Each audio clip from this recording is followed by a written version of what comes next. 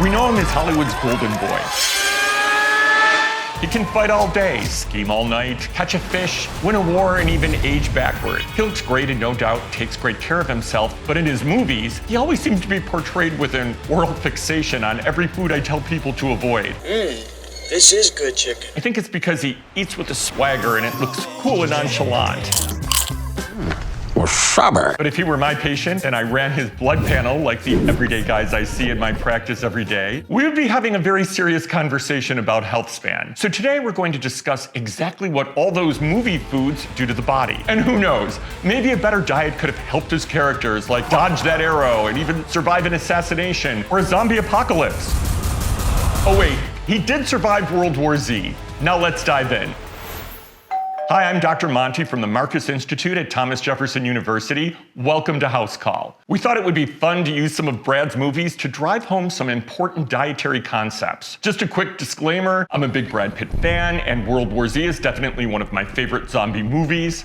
First, because the story kicks off right here in Philly, and second, as a doctor, I'm genuinely happy someone finally found the correct use for soda on zombies. Let's start with Moneyball. Here, Brad plays Billy Bean, a general manager under extreme pressure. High stakes. And what is he fueling this high-performance brain with? A Twinkie. And throughout the movie, we see a steady stream of popcorn, soda, and French fries. This is a perfect example of the stress-driven American diet. No offense to Billy, but this food is wreaking havoc in his body. Here's just one thing that is happening, and there are many others. When we stress eat and grab something sweet, like a Twinkie or a soda, you get a blood sugar spike that momentarily feels activating, then your insulin kicks in and crashes your blood sugar. This creates a vicious roller coaster. Stress leads to sugar cravings, which leads to a crash, which leads to more stress. It's probably why Billy Bean is throwing chairs in the locker room. Okay, now he tries to fix it with sunflower seeds. That's better, but we can do more. We need to stabilize his blood sugar and flood his brain with magnesium so he can actually do the math to win the World Series. So let's step up the seed game with pumpkin seeds. Why?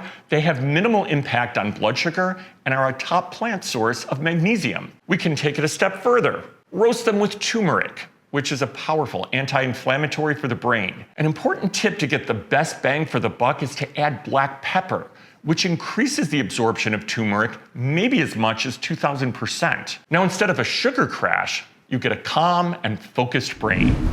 Next up, Ocean's 11, Rusty Ryan.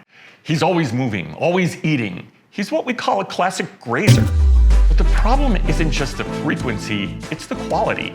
These nachos with cheese product, that is an ultra-processed problem. It is loaded with inflammatory fats from toxic seed oils. Rusty might look cool, but his arteries are inflamed. So how do we help the Rusties of the world?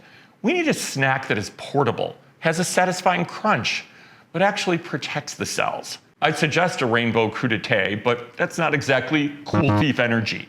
So let's go with savory chili lime walnuts. Why? Because walnuts are the ultimate brain food and heart food. They are one of the best sources of omega-3s, which actively dampen the neuroinflammation caused by junk food. Instead of fake yellow cheese, we hit them with chili, lime, and a pinch of sea salt. It packs a bold, zesty kick that's incredibly satisfying. The healthy fats in the walnuts provide real satiety. So Rusty isn't looking for another snack 20 minutes later. You know what that's like.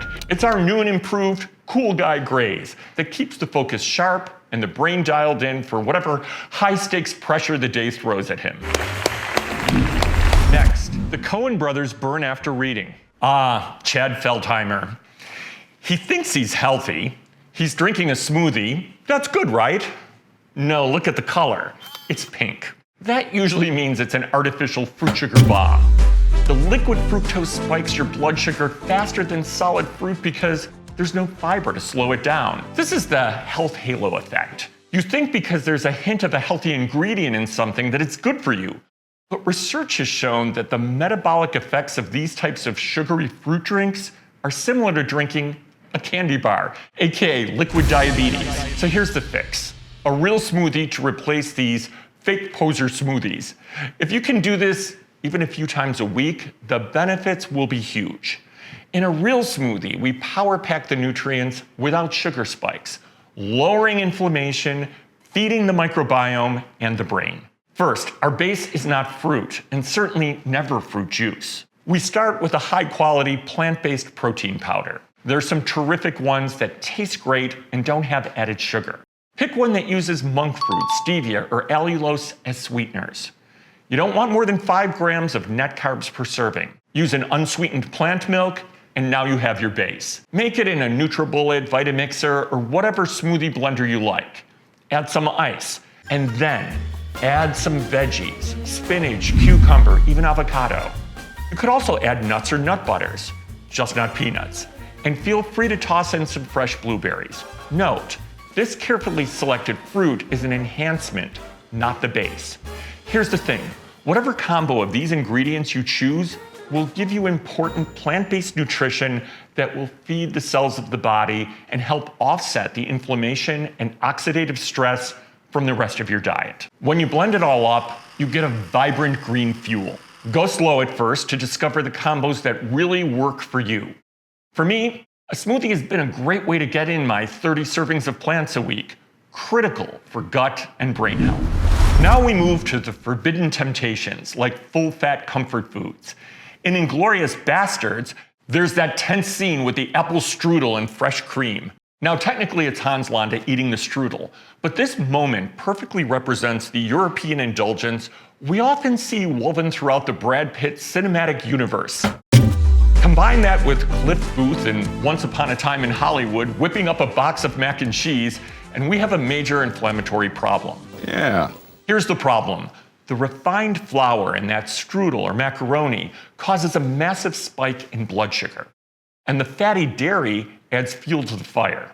This is how you end up with an inflamed gut that burns itself all the way to the brain, leading to that foggy, fatigued feeling many of us get from eating too many of these foods. Not to mention the orange powder in boxed mac and cheese is loaded with additives and preservatives that have their own toxic effects. So how do we get that luxury feel without the brain fog? Let me be completely honest. It requires a bit of brain retraining.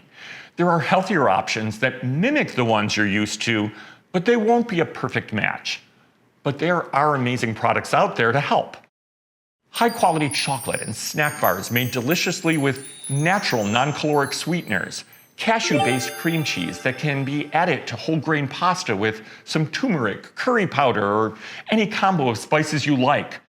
Also getting a creamy effect for swapping an unhealthy dip with a super nutritious guacamole or hummus. Think about things that you would like that can be your new comfort replacers. And finally, the most famous spoon in cinema history, Meet Joe Black. What is that? He discovers peanut butter. Now, I know the comments section is going to fight me on this one. I grew up on peanut butter, it's healthy.